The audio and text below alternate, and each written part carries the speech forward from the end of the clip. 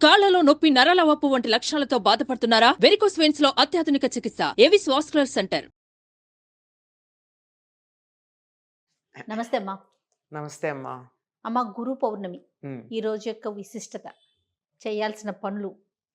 అమ్మా, గురు పూర్ణిమ అన్నది గురువుని గౌరవించుకోవడానికి ఏర్పాటు చేయబడినటువంటి రోజు అని మనం చెప్పుకుంటూ ఉంటాం.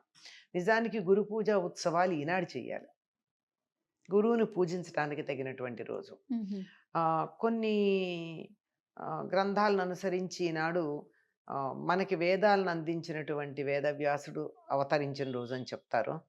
మరి కొంతమంది అది కాదు, వ్యాసుడికి గురుస్థానాన్ని ఇచ్చినట్టు గురుపీఠంలో కూర్చోబెట్టినటువంటి రోజు అని. ఏదేమైనా ఆనాడు మనకి ఇంతటి ప్రాచీన వాంగ్మయాన్ని సమస్తాన్ని ఉన్నత సనాతన ధర్మానికి సంబంధించినటువంటి సమస్తమైన వాంగ్మయాన్ని అందించినటువంటి వ్యాస మహర్షిని తలుచుకుని ఆయన్ని పూజించుకోవాల్సినటువంటి రోజు. మరి వ్యాసుడు మనకి ఎక్కడ కనపడుతున్నాడు? అందువల్ల మనకి చదువు చెప్పినటువంటి గురువుని పూజించుకునేటటువంటి రోజుగా మనం భావించుకుంటూ ఉంటాం. వ్యాసుడు అంటే ఎట్లాంటి వాడండి? ఆయన ఎప్పుడు పుట్టాడన్న మాట అటుంచి ఈ పీఠాన్ని అధివసించింది మాత్రం ఈరోజు. అందుకే ఏదైనా ఒక సనాతన గ్రంథాన్ని గనక మనం చదువుతూ ఉంటే పెట్టుకునేటటువంటి దాన్ని ఏమంటాం? వ్యాసపీఠం అనే పదం వాడతాం తప్ప ఇంకో పదం వాడం. అటువంటి వ్యాస మహర్షి ఎంతటి మహానుభావుడంటే, రాసులు రాసులుగా పోసి ఉన్నటువంటి వేదాలని వేటికవి విడివిడిగా చదువుకోవడానికి వీలుగా ఉండేటట్టుగా విడదీశాడు. అందువల్ల ఆయనకి వ్యాసుడు అని పేరు. వ్యాసుడు అంటే చక్కగా విశ్లేషణ చేసి ఎనలైజ్ చేసి మనకి ఇచ్చినటువంటి వాడు. ఈయన ప్రతి మహాయుగంలోనూ ద్వాపర యుగం చివర అపాంతరతముడు అనేటటువంటి సాక్షాత్తు విష్ణుమూర్తి అంశతో జన్మించినటువంటి ఆయన అవతరించి కలియుగంలో మానవులకి తెలివితేటలు తక్కువ గనక వేదం చదువుకుంటే అర్థం కాదు గనక వాళ్ళు చదువుకుంటే అర్థమయ్యేటట్టుగా దానికి వీలుగా ఉండేటట్టు ఎక్కడికెక్కడ విభాగం చేసి ఇవ్వడానికి వస్తాడండి. అన్ని యుగాల్లోనూ, అన్ని మహాయుగాల్లోనూ. ఆ లెక్కన మనకు జరుగుతున్నటువంటిది 28వ మహాయుగం గనక ఈ 28వ మహాయుగంలో అవతరించినటువంటి అపాంతరతముడే ఈ కృష్ణద్వైపాయన వ్యాస మహర్షి. వ్యాసుడు అంటే వేదాలని విభజించి ఇచ్చినటువంటి వాడు అని. ఈయనకి కృష్ణద్వైపాయనుడు అని మాత్రమే పేరు. బ్రహ్మకల్పంలో అంటే చతుర్ముఖ బ్రహ్మ ఈ కల్పానికి సృష్టికర్తగా ఉన్నాడు. ఒక్కొక్క కల్పంలో బ్రహ్మ ఒక్కొక్కళ్ళు ఉంటారండి. ఈ కల్పంలో ఉన్నటువంటి ఆయన చతుర్ముఖ బ్రహ్మ. ఈ చతుర్ముఖ బ్రహ్మ నోటి నుండి 4 నోళ్ల నుండి 4 వేదాలు వచ్చేస్తున్నాయి. వచ్చేస్తుంటే అలా వెళ్ళిపోతున్నాయి. ఎవరో ఒకళ్ళు వాటిని భద్రపరచాలి కదా. అప్పుడు విష్ణువు సంకల్పం చేసుకున్నాడు. తనలో ఉన్నటువంటి ఒకానొక శక్తి వెలుపలికి వచ్చి అది వాటిని అన్నింటినీ భద్రం చెయ్యాలి అని. గ్రహించలేక 4 ముఖాల్లో ఒకేసారి వస్తున్నాయి సైమల్టేనియస్గా, సమాంతరంగా. ఈ 4ంటిని కూడా ఒక్కటి కూడా మిస్ కాకుండా 4ంటిని స్వీకరించి భద్రపరచాలి. అంటే ఆ రోజులో రాయడాలు లేవుగా, వినడం మనస్సుల్లో దాచిపెట్టుకోవడమే. అట్లా వచ్చినటువంటి ఆ శక్తికి అపాంతరతముడు అని పేరు. తాను చెప్పినటువంటి పని ఏదైతే ఉందో, ఎందుకోసం ఆయన అవతరించవలసి వచ్చిందో ఆ పని ఎప్పుడైతే సమర్థవంతంగా నిర్వర్తించాడో విష్ణుమూర్తి ఆయన పట్ల చాలా ప్రీతుడయ్యాడు. ఆయన్ని సాక్షాత్తు నా అంతటి వాడివన్నాడు. ప్రతి మహాయుగంలోనూ ద్వాపర యుగం చివరిలో నువ్వు అవతరించి వేదాలని వ్యాసీకరించి లోకాలకు అందించమని చెప్పాడు. అసలు వేదం అంటే ఏమిటి? విత్ అంటే తెలుసుకొనుట, జ్ఞానము అని అర్థం. వేదం అంటే టు బి నోన్, ఏది తెలుసుకోవాలో అది వేదం. తెలుసుకొనదగినది, తెలుసుకొనవలసినది అని అర్థం. అటువంటి వేదం ఎక్కడుంది? అంటే అనేక మంది మహర్షులు తమ జీవితాలంతా కూడా తపస్సులు చేసి చేసి చేసి తత్ఫలితంగా తాము దర్శించినటువంటి సత్యాలని అలా పోగులు పోగులుగా పోశారు. ఎంతమంది, ఒకళ్ళు కాదు. ఇప్పుడు వేదంలో ఎక్కడ చూసినా ఫలానా ఋషి అని చెప్పబడి ఉంటుంది ప్రతిదానికి. అంటే ఆయన ఋషి అంటే చూసినవాడు, దర్శించినవాడని అర్థం. మనం మామూలు కళ్ళతో చూడలేనటువంటి సత్యాన్ని అంతర్నేత్రంతో, అంటే మనకి పదార్థంగా కనపడే దాని వెనకాల ఉన్న యథార్థాన్ని చూడగలిగినటువంటి వాడు ఋషి. ఓకే. అటువంటి ఋషులు ఎన్నో సత్యాలను దర్శించి తాము దర్శించినటువంటి దానిని, అయ్యో మేము ఈ జీవితం అంతా కష్టపడ్డాం కదా, లోకంలో మానవులందరూ అంత కష్టపడలేరు కదా, వాళ్ళకు కూడా ఇది అందాలి అని చెప్పి వాటిని అందిస్తే ఆ వచ్చినటువంటివి రాసులు రాసులుగా ఉన్నాయి. ఎలా చదువుకుంటారండి కుప్పలు కుప్పలుగా ఉంటే? అందుకని వ్యాసుడు అలసుల్మంద ప్రజ్ఞులు, అల్పతరాయువులు, ఉగ్రరోగ సంకలితులు, కలియుగంబున మానవుల్ సత్కర్మంబులెవ్వియు చెయ్యజాలరు అని బాధపడ్డాడు పాపం.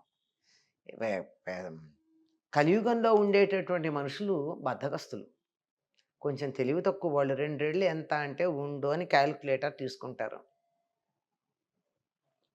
అల్పతరాయువులు, చాలా తక్కువ ఆయుర్దాయం, 120 ఏళ్ళు బతకడం ఎక్కడుంది మనకి.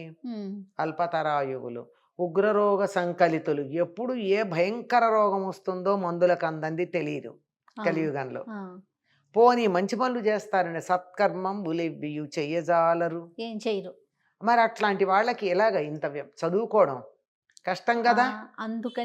అందుకని దాన్ని చక్కగా తీసుకొచ్చి ఇవన్నీ పాడుకోవడానికి వీలైనవి, ఇవన్నీ దేవతా స్తుతిపరమైనవి, ఇవన్నీ నిత్య నైమిత్తిక క్రియలకి సంబంధించినవి, ఇవన్నీ ప్రత్యేకమైనటువంటి శాస్త్రాలు, ఈ మానవుడు అనబడేటటువంటి వాడికి సహకరించేటటువంటి చిన్న శాస్త్రాలు ఇవి అని చెప్పి 4 భాగాలు చేశాడు.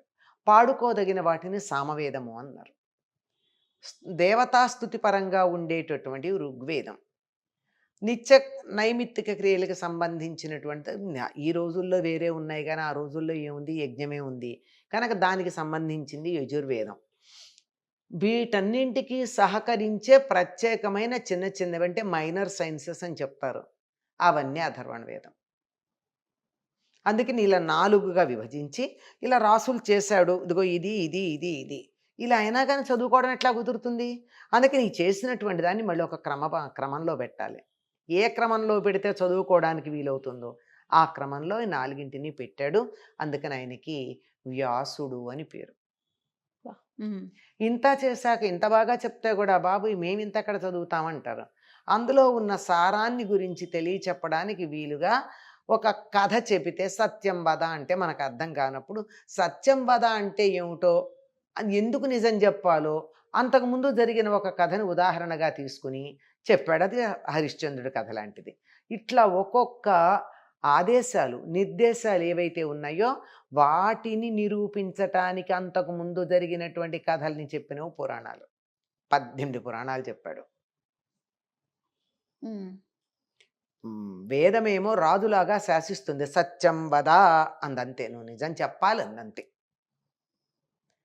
పురాణాలు స్నేహితుడిలాగా భుజం తట్టి నిజం చెప్పరా మంచి జరుగుతుంది అని చెప్పాయి, దానివల్ల మంచి ఉంది అని. అందువల్ల పురాణాలు మిత్రుడిలాగా చెప్తాయిట.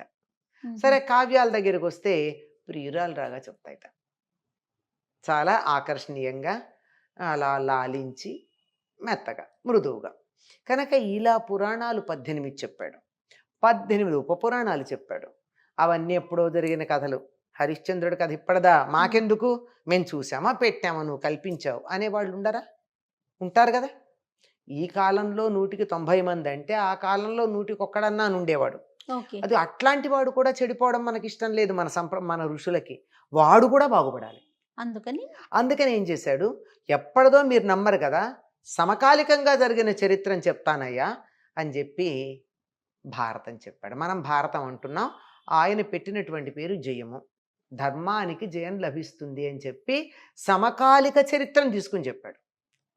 వేదంలో చెప్పబడినటువంటి విషయాలు ఏవైతే ఉన్నాయో అవే ప్రతిపాదించే కథలన్నీ, ఇతివృత్తాలన్నీ భారతంలో ఉంటాయి మనకి. అది చరిత్ర జరిగింది. దాన్ని గురించి మనం అపోహపడడానికి వీల్లేదు, అవకాశం లేదు. అసత్యం కూడా కాదు. ఓకే. ఇదంతా అయ్యాక ఇంకా ఆయనకి దిగులేసిందిట. ఏమిటంటే వంటంతా అయింది కానీ ఉప్పు లేదు అందులో. ఓ. ఉప్పు ఉంటే కదా నాలుకకు రుచి తెలిసేది. ఆఖరికి తీపి చేసేటప్పుడు కూడా అందులో పంచదారతో ఏదన్నా తీని పదార్థం చేస్తే ఇంత చిటికెడు ఉప్పు వేసి. ఉప్పేస్తారు నాలుకకి తెలియడానికి. అది లేదయ్యా అన్నారు. అప్పుడు భాగవతం రాశాడు. భక్తి అనేది ఆస్వాదయోగ్యంగా ఉండడానికి. ఇలా ఇన్ని రాసి మేము ఇంత చదవలేము, నువ్వు సిద్ధాంతంగా చెప్పు, మేము కొంచెం హయ్యర్ లెవెల్ పిల్లల కథలు చెప్పినట్టు కాదు మాకు అంటే బ్రహ్మసూత్రాలు రాశాడు. ఇన్ని అందించినటువంటి వ్యాసుడు గురుస్థానంలో ఉన్నాడు.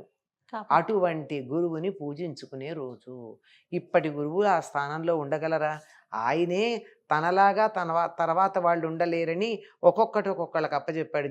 జైమిని, పైలుడు, సుమంతుడు, వైశంపాయనుడు అందరికీ తొలక భాగం అప్పచెప్పి మీరంతా దీన్ని కొనసాగించండి అని చెప్పాడు. ఆ తర్వాత వాళ్ళు అంత స్థాయి తమ శిష్యులకు లేదని దాన్ని మళ్ళీ 3-4 చెరో భాగం అప్పచెప్పారు. అట్లా రాగా ఏదో ఇంత అంతో వాళ్ళ దగ్గర వీళ్ళ దగ్గర కొంచెం ఉంది కనుక ఎవరి దగ్గర జ్ఞానం ఉంటే వాళ్ళందరూ వ్యాసుని అంశ కలిగిన వారు అని వారిని పూజించుకోదగినటువంటి రోజు, పూజించుకోవలసినటువంటి రోజు గురు పూర్ణిమమ్మ. సో గురువుకి ప్రత్యేకమైన స్థానం ఉందమ్మా కదమ్మా, గౌరవించాల్సిన రోజు. తప్పనిసరిగా ఉంది. గుకారో స్కంధకార రకారత్త నిరోధక అని. గుకారం అంటే అంధకారం, చీకటి. రా అంటే దాన్ని పోగొట్టేది. అజ్ఞానం అనేటటువంటి చీకట్లో నుంచి విజ్ఞానం అనేటటువంటి వెలుగు వైపుకి చెయ్యి పట్టుకు తీసుకెళ్లేటటువంటి వాడు గురువు. నమస్తే అమ్మా.